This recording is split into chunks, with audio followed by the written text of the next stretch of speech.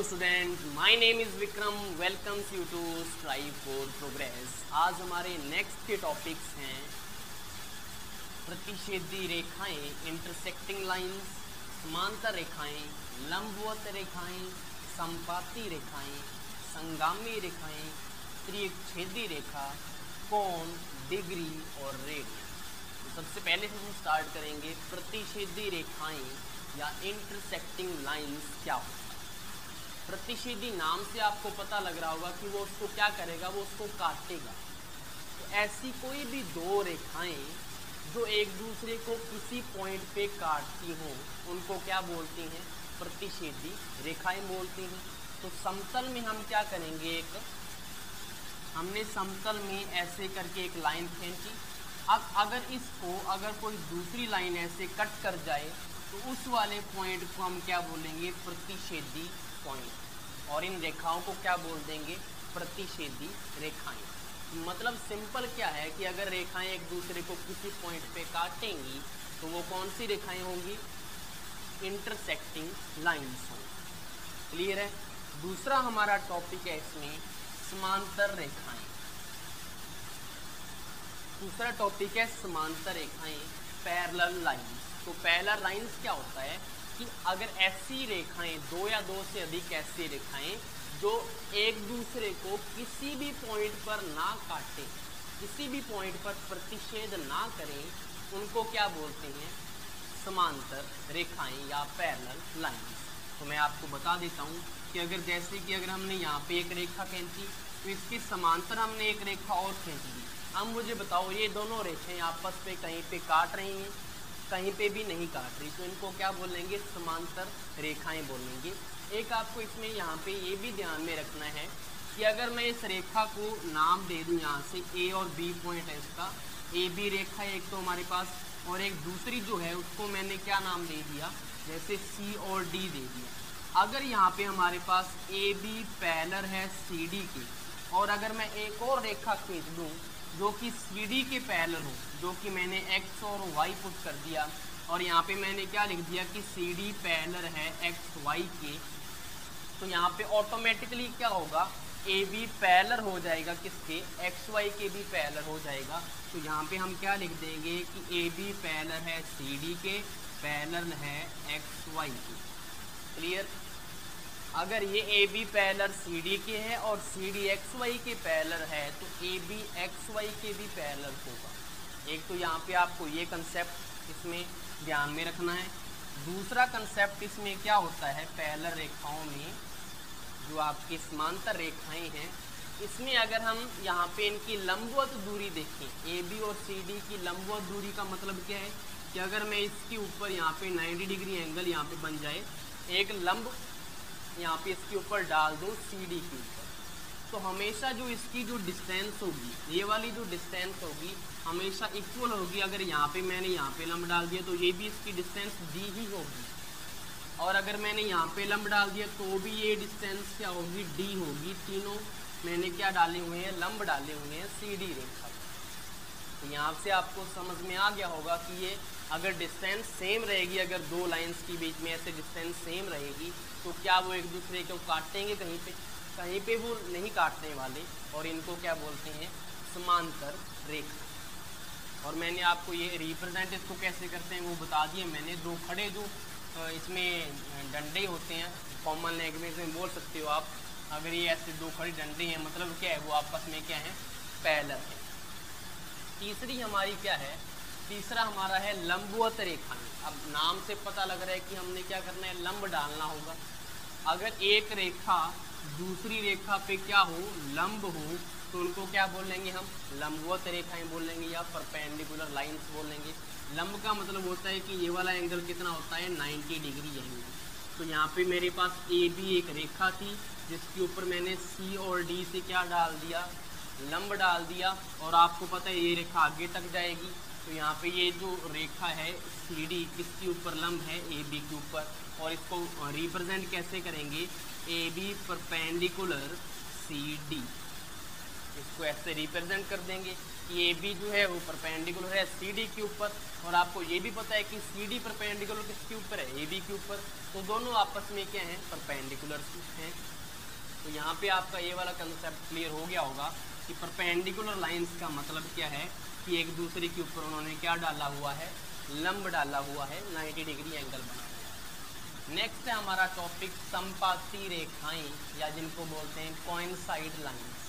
संपाती का मतलब क्या होता है कि एक अगर कोई रेखा जा रही है, अगर उसके ऊपर ही हमने एक और रेखा ड्रॉ कर दी, उसके ऊपर प्लेस कर दी, तो उसको क्या बोल देंगे हम, कोइंसाइड लाइंस या संपाती रेखाएं। जैसे कि ये हमारे पास कोई रेखा है, सरल रेखा है, इसके ऊपर मैंने एक यहाँ से ऐसे करके ऐसे एक और रेखा बना दी, तो इसको क्या बोलेंगे हम, संपाती रेखाएं।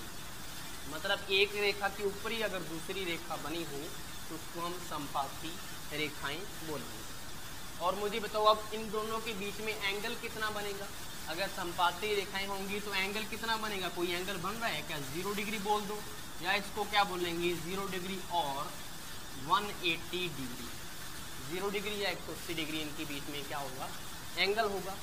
नेक्स्ट हमारा टॉपिक है इसमें संगामी रेखाएं। अब संगामी रेखाएं क्या है, संगामी नाम से पता लग रहा है संगम, जहाँ पे उनका संगम हो रहा हो, मतलब उनका क्या होगा, एक उभयनिष्ठ बिंदु होगा, कॉमन पॉइंट होगा, जहाँ से वो सभी के सभी गुजरेंगे।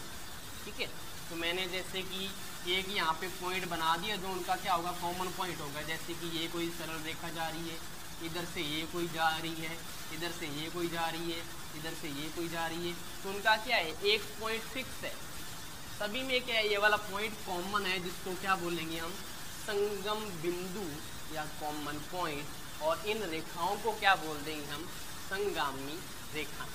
तो ये आपको क्लियर हो गया होगा कि संगामी रेखाएं कौन सी होती हैं।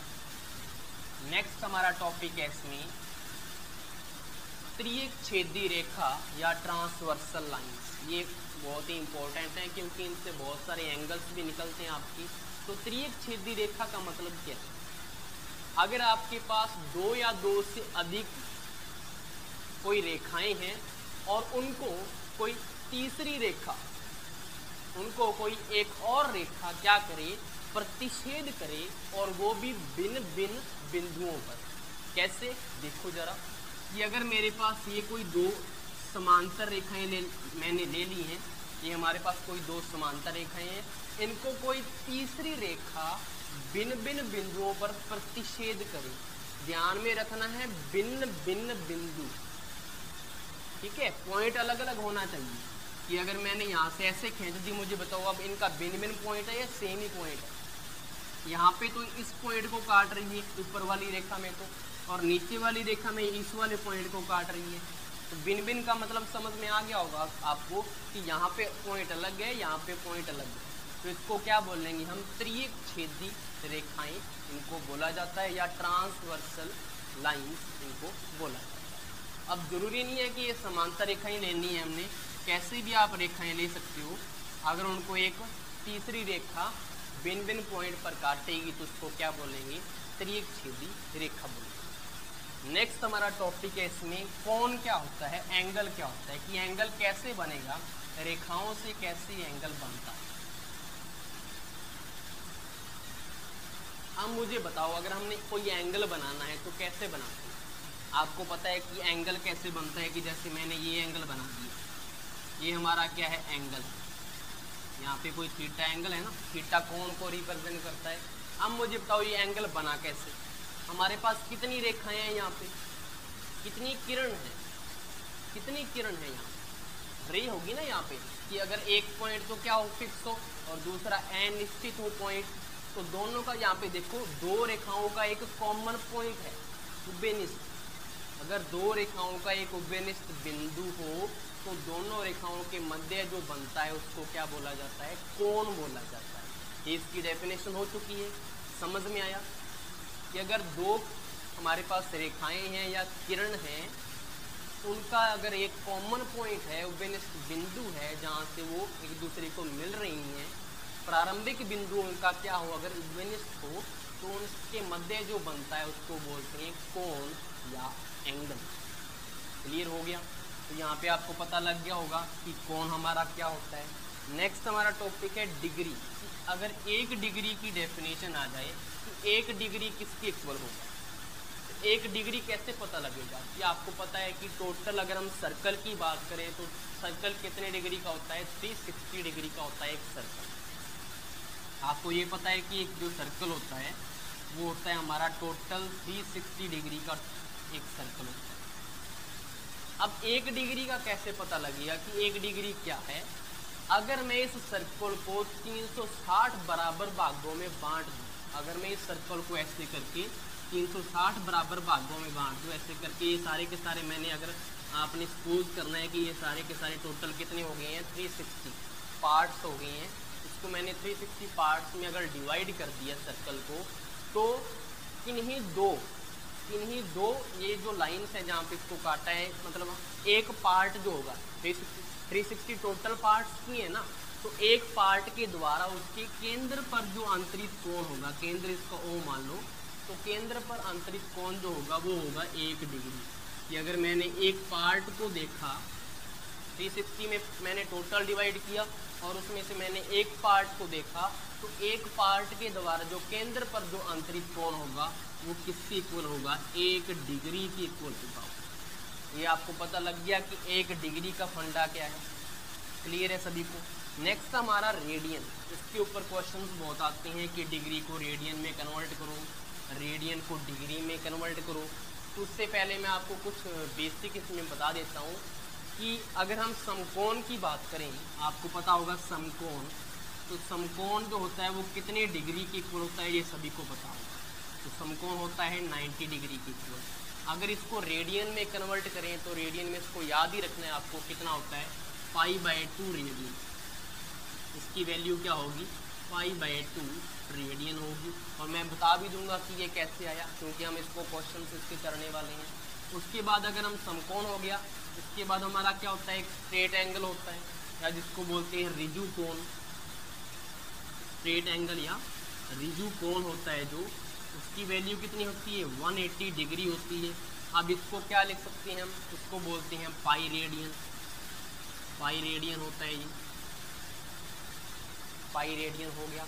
उसके बाद अगर हम बात करें 360 डिग्री की, अगर हम 360 डिग्री की बात करें जिसको पूर्ण कोण बोला जाता है, संपूर्ण कोण, तो 360 डिग्री इक्वल होता है 2 पाई रेडियन। ये तीनों तो आपको याद ही रखनी है और इसको हम निकाल भी लेंगे कि कैसे आए हैं। चलिए अब निकालते हैं हम इनको, रेडियन को डिग्री में कैसे कन्वर्ट करते हैं। और ये आपको याद रखने हैं क्योंकि ये सभी में यूज़ होते हैं, आगे बड़ी क्लासेस में भी यूज़ होंगे आपके, और इसमें भी एग्ज़ाम्स में आ सकते हैं आपके MCQs में। तो यहाँ पे रेडियन को डिग्री में या डिग्री को रेडियन में कैसे कन्वर्ट किया जाता है वो मैं आपको बता देता हूँ। ये सारा मैं इरेज ही कर देता हूँ, आपको अच्छे से समझ में आ जाएगा। इंग्लिश वाला पार्ट इरेज कर देते हैं, चलो हिंदी वाला पड़ा रहेगा, कोई बात नहीं है, मैं सारे कर दें, फिर बोलेंगे इंग्लिश वाले गुस्सा करेंगे कि हमारे वाला कर दिया, हिंदी वाले ज़्यादा हैं क्या। तो सभी का कर देते हैं, चलो सारा इरेज कर दिया, अब अच्छे से समझ में आ जाएगा आपको। अब इसमें क्या है कि आपको डिग्री को रेडियन में, जैसे बता रहा हूँ मैं आपको, जैसे कि अभी मैंने क्या किया, 90 डिग्री को मैंने कन्वर्ट किया था। अगर हम 90 डिग्री की बात करें, इसको रेडियन में अगर हमने कन्वर्ट करना हो तो सिंपली आपको क्या करना होता है, π/180 180 से आपको मल्टीप्लाई करना होता है इसको। तो ये 0 से ये 0 बढ़ गया, 9 2 18, 9 2 18 होती हैं। अब कितना आ गया वैल्यू, π/2। अब जो मैंने लिखा था वहाँ पे π/2 रेडियन आ गया इसका आंसर। क्लियर है सभी को। अब अगर हमारे पास π/2 हो, इसको डिग्री में कन्वर्ट करना हो, आपको पता है 90 डिग्री आने वाला है आंसर उसका, तो π/2 को भी देख लो एक बार। अगर π/2 हमें दिया हो, उसको डिग्री में करना है क्योंकि ये रेडियन में है ना, तो π/2 को अगर कन्वर्ट करना है तो आपको इसका उल्टा कर देना है, 180/π। तो पाई से पाई कट जाएगा और यहाँ पे 2 9 18 और 0 साथ में है, तो यहाँ पे क्या आ जाएगा, 90 डिग्री। दोनों का कन्वर्जन पता लग गया आपको कि डिग्री को रेडियन में कन्वर्ट करेंगे तो π/180 से मल्टीप्लाई करना है, और रेडियन को डिग्री में करना है तो 180/π से मल्टीप्लाई करना है। एक दूसरे के उल्टे हैं।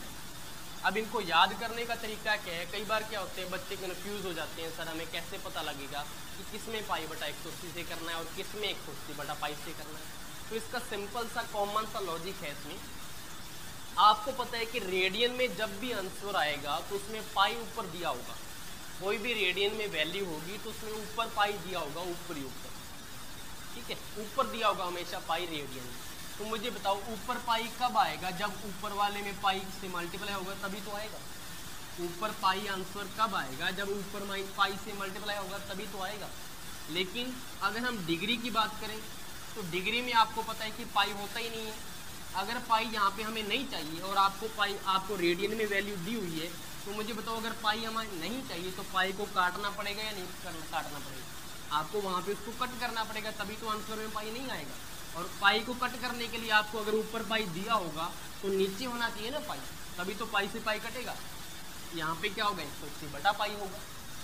तो ये कॉमन सा लॉजिक है इसमें, तो आपको याद रहेगा। दूसरे मैं कुछ आपको क्वेश्चन बता देता हूँ कि अगर आपको कन्वर्ट करना हो 270 डिग्री को किस में, रेडियन में, तो कैसे करेंगे, 270 बाई इंटू पाई बटा 180 आ जाएगा, इससे ये कट गया। अब 9 दूना 18 होते हैं, 9 तिया 27 होते हैं, तो इसकी वैल्यू कितनी आ गई, 3 pi by 2 radian, 3 pi by 2 radian इसका आंसर आ चुका है। अगर मैं कुछ भी वैल्यू दूँ आपको, जैसे कि अगर हम बात करें 2 पाई की, तो 2 पाई अगर हमने कन्वर्ट करना हो डिग्री में कितना होगा, तो 2 पाई इंटू, आपको पता है पाई को हटाना पड़ेगा तो 180 बटा पाई करना पड़ेगा, तभी तो पाई से पाई कटेगा, तो पाई से पाई कट गया। अब आपको पता है 18 गुना 36 होते हैं, 18 टू 36 होते हैं, तो 360 डिग्री ये किसका आंसर आ गया, 2 पाई का, जैसे हमने लिखा था वहाँ पे। अब इसके बाद अगर और कोई एंगल का निकालना हो, जैसे कि आपने मेनली इसमें एंगल क्या होते हैं 45 डिग्री है, तो 45 डिग्री को अगर आपने कन्वर्ट करना है रेडियन में तो क्या करोगे, 45 इंटू पाई बटा 180 आ जाएगा, क्योंकि आपको पाई में आंसर चाहिए। अब इसमें क्या होगा, देखो 9 दूना 18, 9 पाँचा 45, 5 चौका 20, ये काटना आना चाहिए आपको। अब इसका आंसर क्या आ गया, पाई बाय 4 रेडियन। तो पाई बाय 4 रेडियन किसकी वैल्यू होती है, 45 डिग्री की। अगर आप 60 डिग्री की बात करें कितने की इक्वल होगा, तो 60 डिग्री इंटू में पाई बटा 180 कर दो, 0 से 0 कट गया, 6 3 18 होते हैं, तो पाई बाय 3 किसका होता है, पाई बाय 3 रेडियन होता है 60 डिग्री के इक्वल। अगर आप बोलोगे कि सारे आप डिग्री से रेडियन में कन्वर्ट कर दे हो, कोई रेडियन का भी तो उठाओ, तो रेडियन का भी उठा लेते हैं हम, यहाँ पे कर लेते हैं एक रेडियन का क्वेश्चन। ये अगर हमारे पास कौन कौन से आ चुके हैं, पाई बाय 2 आ गया, 3 पाई बाय 2 आ गया, पाई बाय 3 आ गया, पाई बाय 4 आ गया। हम ऐसा करते हैं पाई बाय इसको कन्वर्ट करें, पाई बाय 6 को कर लें, पाई बाय 6 कहीं पे भी नहीं है, तो पाई बाय 6 रेडियन है हमारे पास अगर दिया हुआ है। अगर इसको कन्वर्ट करना है तो आपको पता है पाई को पाई से काटना पड़ेगा, तो 180 बटा पाई करना पड़ेगा, तभी तो पाई से पाई कटेगा। अब यहाँ पे देखो 6 3 कितने होते हैं 18, ठीक है, 36 18 ऊपर 0 है, तो यहाँ पे कितना आ गया 30 डिग्री इसका क्या आ चुका है, आंसर आ चुका है। तो पाई बाय 6 किसके इक्वल होगा, 30 डिग्री के। उल्टा भी याद रखना आपको, 30 डिग्री पाई बाय 6 के इक्वल होता है। तो ये इसका क्या है, कन्वर्जन। तो यहाँ पे हमारे इतने सारे टॉपिक आज क्लियर हो चुके हैं। आई होप तो आपको ये सारा का सारा समझ में आ गया होगा। Thank you.